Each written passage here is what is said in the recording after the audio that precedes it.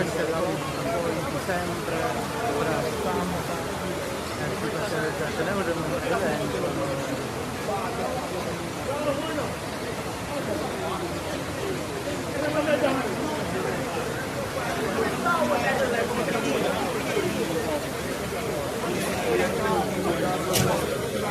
Sappiamo vero questo.